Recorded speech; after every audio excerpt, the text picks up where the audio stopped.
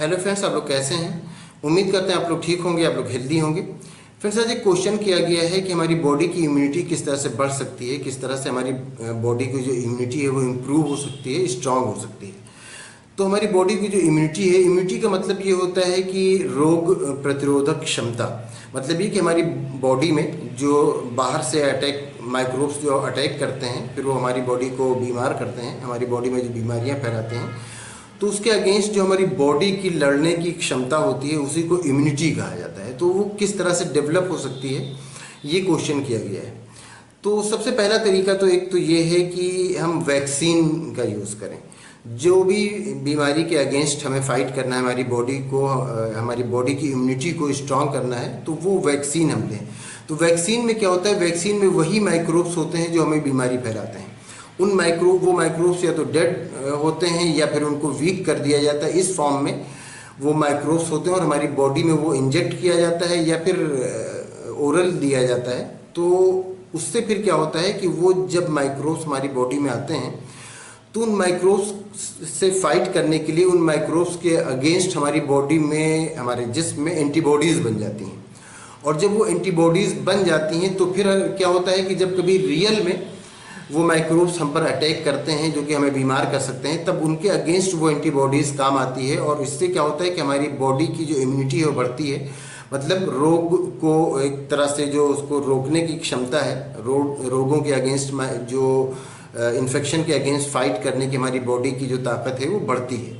तो इससे क्या होता है कि हमारी इम्यूनिटी डेवलप होती है। अब इसके लिए अलग अलग जो भी बीमारियां हैं उनके लिए अलग अलग वैक्सीन्स होती हैं। तो उन वैक्सीन से क्या होता है कि हमारी बॉडी की जो रोग प्रतिरोधक क्षमता है, जो इम्यूनिटी है, वो बढ़ जाती है।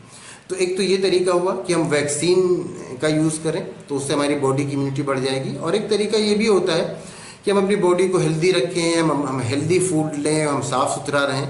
तो उस कंडीशन में कभी जब कोई माइक्रोब्स अटैक करते हैं तो हमारी बॉडी जो कि हेल्दी होती है, तो हमारी बॉडी में फिर एंटीबॉडीज़ बन जाते हैं। और एंटीबॉडीज़ बन जाते हैं और फिर उस बीमारी के जो माइक्रोब्स हैं उससे फाइट करते हैं। और उससे फाइट करते हैं तो फिर चूँकि हमारी बॉडी स्ट्रांग होती है, तो फिर क्या होता है कि हम बीमार नहीं हो पाते, या हम हल्का फुल्का बीमार होते हैं तो हमारी बॉडी उतना कवर कर लेती है और हम हमारी जो इम्यूनिटी है वो बढ़ जाती है। क्योंकि जब बाहर से माइक्रोब अटैक करते हैं तो उस वक्त उनके अगेंस्ट एंटीबॉडीज़ हमारी बॉडी में बनी, तो जो एंटीबॉडीज़ हमारी बॉडी में बनी वो आगे भी हमारे काम आती है। फिर दोबारा जब कभी वो माइक्रोब्स अटैक करते हैं तो हमारी बॉडी उनको आइडेंटिफाई कर लेती है और ईजिली फिर उनसे फाइट कर सकती है और फिर उनको किल कर देती है।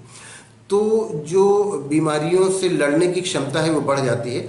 और अगर हम बहुत छोटी छोटी बीमारियों पर, बहुत छोटे छोटे हमें कोई इलनेस हो और उस पर हम अगर मेडिसिन लेने लगें, तो इससे भी हमारी जो इम्यूनिटी है वो कम होती है। क्योंकि हमारी बॉडी को फिर लड़ने की, जो हमारी बॉडी के अंदर जो लड़ने की क्षमता है उसका यूज़ फिर ज़्यादा नहीं हो पाता है। और फिर उसको बाहर से एक हम मेडिसिन दे करके और फिर मेडिसिन ले करके फिर उस बीमारी के जो भी माइक्रोब्स हैं उनके अगेंस्ट हम फाइट करते हैं। तो इससे ये होता है कि हमें बहुत छोटी छोटी चीज़ों पर बहुत ज़्यादा मेडिसिन ना यूज़ करें, अपनी बॉडी को स्ट्रांग रखें, अपनी बॉडी की जो नीटनेस और क्लीननेस पर हम ध्यान दें। तो इससे भी हमारी बॉडी की जो इम्यूनिटी है वो स्ट्रांग होती है। तो उम्मीद करते हैं आपको आपके क्वेश्चन का आंसर मिल गया होगा। अगर इसमें किसी तरह का कोई कन्फ्यूज़न है या कोई और क्वेश्चन है तो आप पूछ सकते हैं।